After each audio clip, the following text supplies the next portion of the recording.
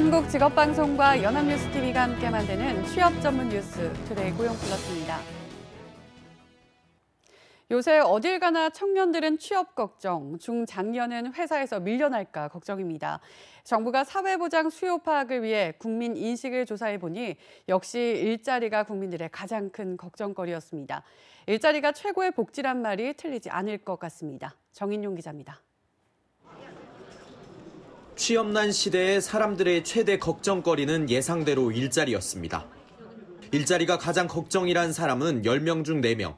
건강이나 노후 생활, 주거, 안전보다도 더 걱정한 겁니다.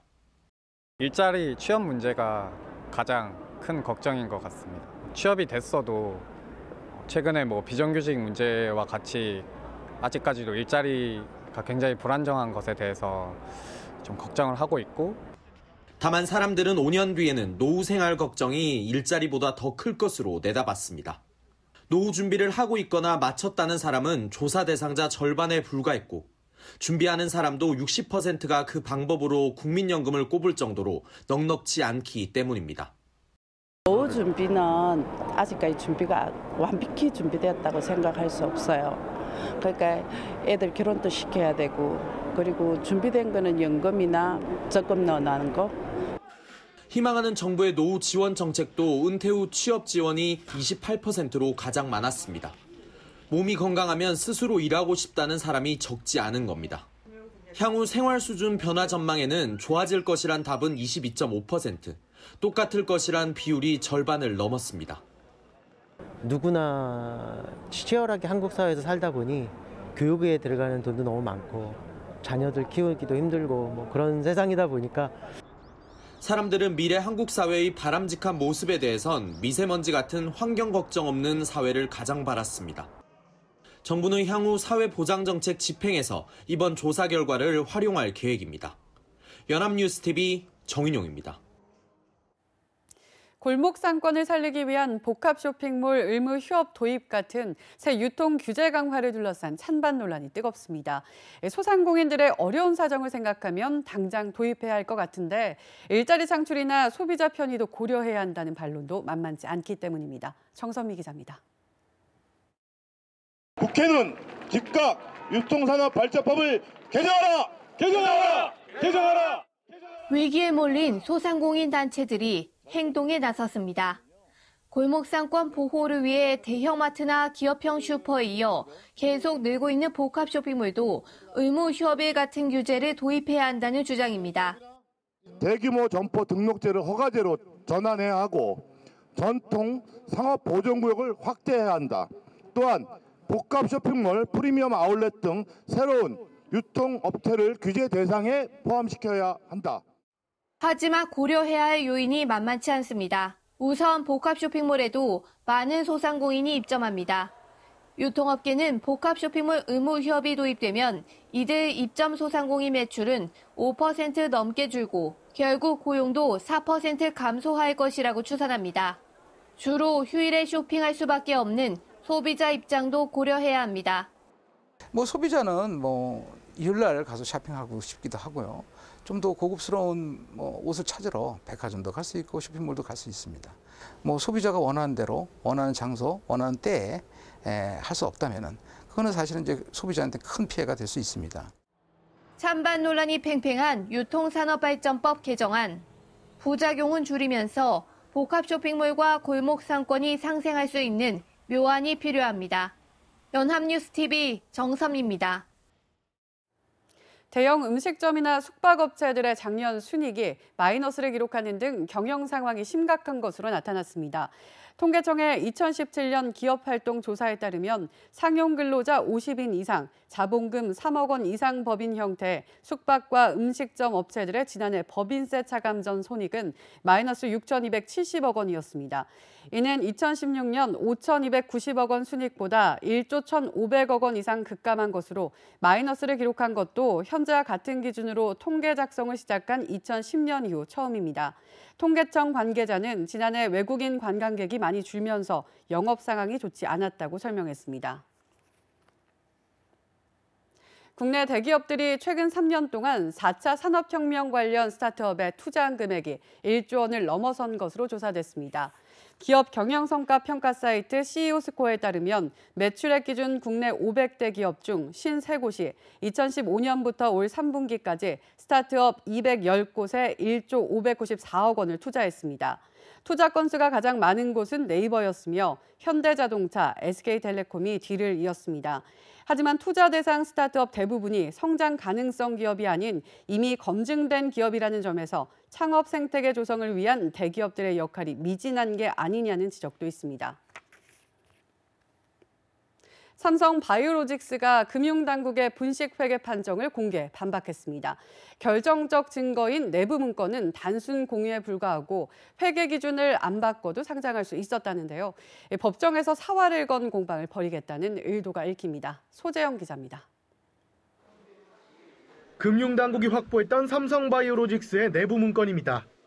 이 회사의 회계 변경 관련 내용이 담겨 있어 분식회계 판정의 결정적 증거가 됐습니다.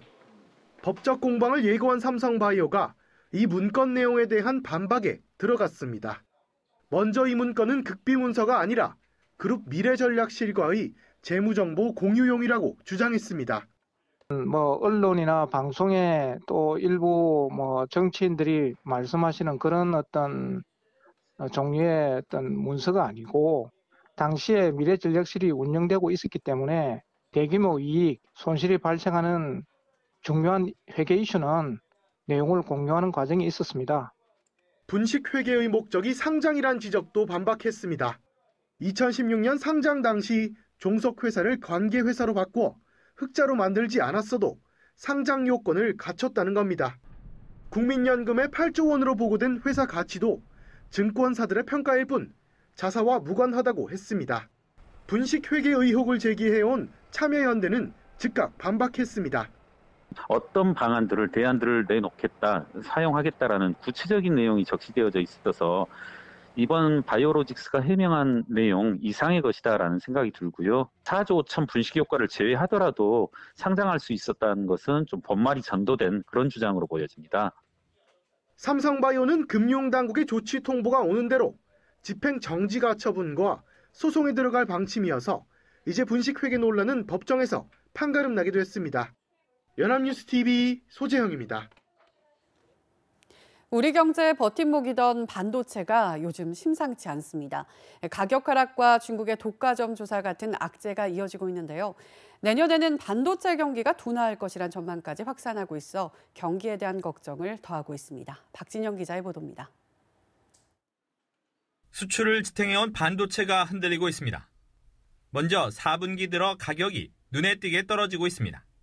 PC용 고정거래가 기준 D램 가격은 10월 7.31달러로 9월보다 10.7%나 떨어졌습니다. 2년 5개월 만에 처음 나타난 약세입니다.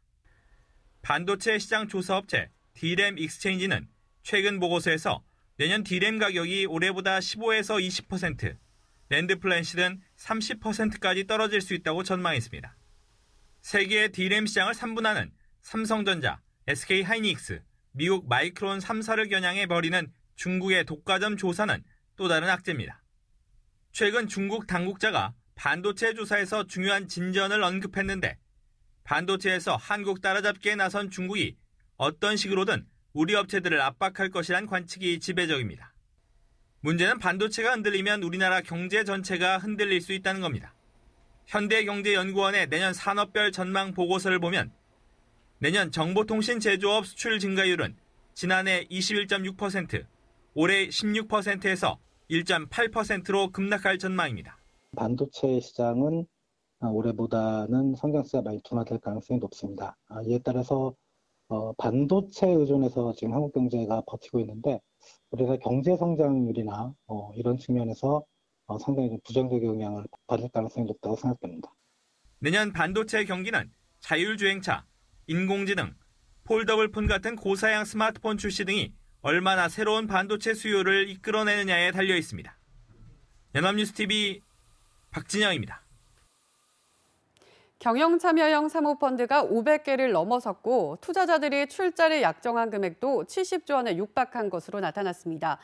금융감독원에 따르면 지난 9월 말 기준 경영권 참여와 지배구조 개선을 위해 기업의 지분을 사들이는 경영참여형 사모펀드는 530개에 달했습니다.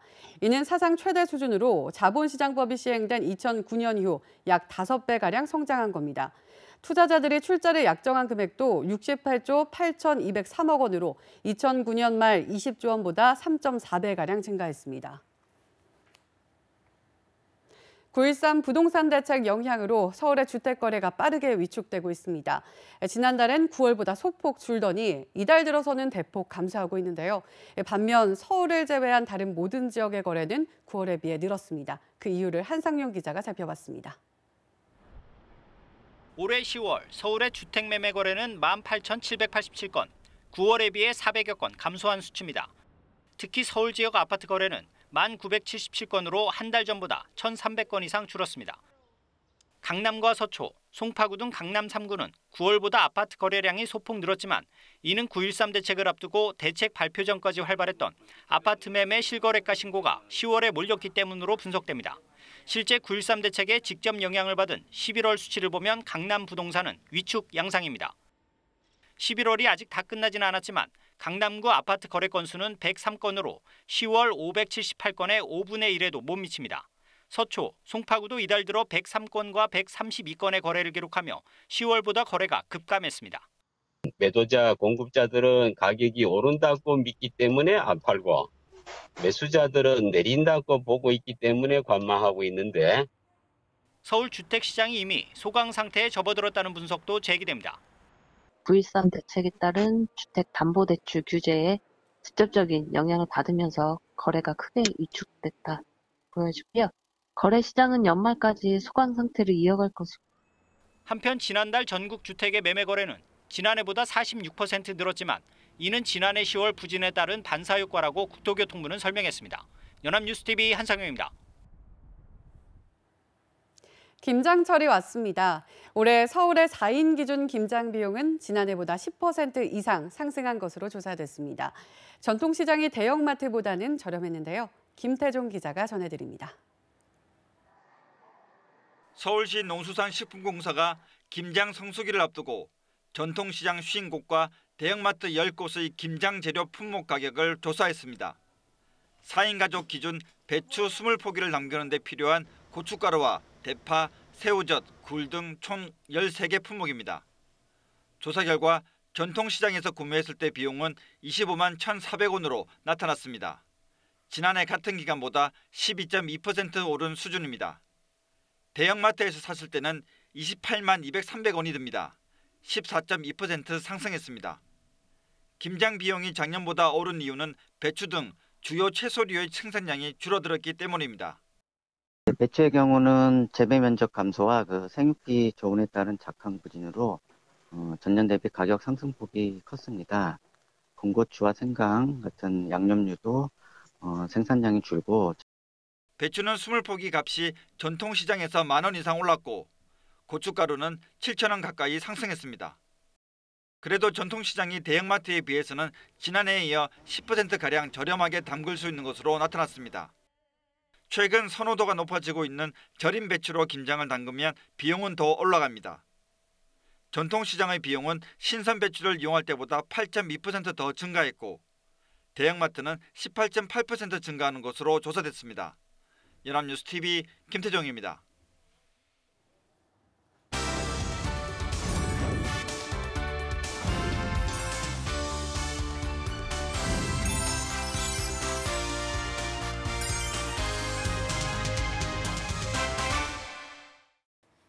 사회적으로 핫한 이슈를 키워드로 알아보는 핫키워드 시간입니다. 안치홍 아나운서 안녕하세요. 안녕하세요. 핫키워드 시간입니다. 시대가 변함에 따라 각광받는 직업도 달라지고 있습니다. 그렇다면 세계 경제를 주도하는 미국에선 어떤 직업이 각광을 받고 있을까요? 핫키워드에서 알아봅니다. 네, 미국과 유럽에서 먼저 각광을 받게 된 직업이 국내에 들어오면서도 각광을 받게 되는 경우가 많은 것 같아요. 그래서 현재 미국의 직업 동향을 알아보는 것이 향후 직업을 선택하는 데 좋은 참고가 될 것 같다는 생각이 드는데요. 네, 그렇습니다. 미국 취업 전문 사이트 커리어캐스트는 매년 주요 200대 직업을 조사해서 순위를 발표하는데요. 수입, 업무 환경, 스트레스, 향후 성장률 등을 평가해서 순위를 매기고 있습니다. 그럼 이 중에서 제일 먼저 7위에 오른 직업을 소개하겠습니다. 7위는 데이터 과학자가 선정됐는데요. 데이터 과학자란 직업이 다소 생소하실 수도 있기 때문에 잠시 설명드리겠습니다. 이 정리되지 않은 방대한 양의 데이터를 다각적으로 분석한 뒤 조직의 전략 방향을 제시하는 전문가를 말합니다. 최근 빅데이터를 통한 마케팅, 상품 및 웹 프로그램 개발이 인기를 모으면서 데이터 과학자가 인기를 끌기 시작했죠. 향후 성장률 역시 19%에 달하고 중위소득은 11만 1,840달러라고 합니다. 네, 데이터 과학자는 아직 대중에게 낯선 직업이지만 데이터 처리 분야는 이제 어느 회사에서나 반드시 필요한 능력이 되었잖아요. 고객의 활동 내역을 통해 어떤 걸 원하는지 정확히 분석하고 그에 맞는 상품을 개발하기 위해선 이제 경영적인 부분뿐만 아니라 과학적인 기술 역시 필요하기 때문에 더욱 각광을 받게 된 직업이라는 생각이 듭니다. 네, 그렇습니다. 6위 역시 다소 생소한 직업인데요. 바로 의료 서비스 관리자입니다. 의료 서비스 관리자란 질병의 치료, 간호, 예방, 관리 및 재활을 주체로 하는 의료 서비스의 건강 유지, 증진을 포함한 포괄적 의료 서비스를 전문적으로 제공하는 사람을 말하는데요. 미국 역시 의료에 관한 질 높은 서비스의 헬스케어에 대한 이 관심이 높기 때문에 각광을 받는 직업으로 뽑혔습니다. 중위소득은 96,540달러로 데이터 과학자보다 소득은 다소 낮지만 향후 성장률이 20%에 달해 6위에 오른 거죠. 네, 전 세계가 고령화 사회로 접어들면서 의료 산업이 더욱 각광을 받게 되는 것 같은데요. 그런데 데이터 과학자나 의료 서비스 전문가는 이제 막 떠오르기 시작한 직업인데도 상위권에 올랐네요. 그렇다면 5위 역시 신흥 직업이 선정이 됐나요? 아닙니다. 이번에는 전통적으로 인지도가 있었던 직업입니다. 바로 통계학자가 5위에 오른 건데요. 스포츠, 마케팅, 금융 등 다양한 산업에서 통계를 분석해서 발표하는 직업이죠. 참고로 작년의 통계학자는 같은 조사에서 1위를 차지했지만 이번엔 5위로 떨어졌다고 합니다. 하지만 향후 성장률은 33%나 되기 때문에 앞으로 전망은 더욱 높아질 예정이라고 하니 참고하시길 바랍니다. 이 중위 소득은 84,060달러라고 하는데요. 네, 통계학자는 우리나라에서 인기가 있는 직업이죠. 고도의 지식이 필요한 전문 분야이기 때문에 높은 연봉을 자랑하기도 하고요. 그래서 다소 순위는 떨어졌지만 여전히 상위권에 올라와 있군요. 네, 그렇습니다. 또 4위는 작업치료사가 올랐는데요. 이 작업치료사는 정신적으로 문제가 있거나 발달 과정에서 장애를 입은 환자에게 독립적으로 일상생활을 할 수 있도록 도와주는 의료기사에 속합니다. 중위소득은 81,960달러에 향후 성장률은 24%이지만 전체적으로 높은 점수를 받아 4위에 올랐습니다. 네, 우리나라에서 작업치료사는 노동 강도와 전문성에 비해 아직 연봉과 사회적 지위가 높지 않잖아요. 하지만 개인의 재활을 위해 꼭 필요한 직업인데 미국에서 각광받는 직업으로 올랐다는 사실이 놀랍고 부럽습니다. 우리나라에서도 작업치료사에 대한 대우가 달라졌으면 좋겠다는 생각이 드는데요. 네, 저도 그렇게 생각하고 있습니다. 반면 3위는 우리나라에서도 인기가 있는 직업이 뽑혔는데요. 중위소득 75,430달러를 받고 향후 전망률은 15%, 또 전체 평가에서 높은 점수를 받은 대학 교수가 뽑혔습니다. 커리어 캐스트는 대학 교수가 학문적인 전문성으로 인해 변화하는 고용 시장을 만드는 중심적인 역할을 한다고 밝히기도 했는데요. 또 2위는 중위소득은 81,950달러를 받고 향후 성장률은 33%나 되는 데다 뛰어난 업무 환경과 낮은 스트레스로 높은 점수를 받은 수학자가 뽑혔습니다. 와, 직업적 전망도 높은데 업무 환경도 좋고 스트레스도 낮다니 정말 꿈의 직업이라는 생각이 드는데요. 그렇다면 1위는 이보다 더 좋은 조건의 직업이라는 건데 어떤 직업이 1위로 뽑혔나요? 네, 1위는 다소 의외의 직업입니다. 바로 유전상담사인데요. 유전상담사는 환자와 가족들에게 유전 관련 정보를 제공해서 유전 질환을 이해하고 적절한 대응 방법을 선택하도록 돕는 전문가를 뜻합니다. 참고로 지난해엔 10위 안에도 들지 못했던 직업이었지만 의학 기술이 성장하며 중위소득 74,120달러, 향후 성장률은 29%, 업무 환경, 이 스트레스 부분에서 모두 상위권을 차지해 1위에 올랐습니다. 뿐만 아니라 관련 분야의 기술력 역시 급속도로 성장하고 있어서 앞으로 전망이 매우 높은 직업이라고 할 수 있습니다. 네, 미국에서 최고로 뽑은 직업을 살펴보니 우리에게 익숙한 직업은 예상보다 적다는 생각이 듭니다. 시대의 흐름이 급속도로 변하고 있다는 증거인데요. 이를 토대로 본다면 현재 모두가 원하는 일자리가 아닌 앞으로 전망이 높은 직업을 찾아 차근차근 준비하는 것이 미래를 위한 성공적인 전략이 되지 않을까 싶습니다. 지금까지 핫키워드 안치홍 아나운서였습니다. 고맙습니다. 고맙습니다. 지금까지 투데이 고용플러스였습니다. 오늘 저희가 준비한 내용은 여기까지입니다. 함께해 주신 여러분 고맙습니다.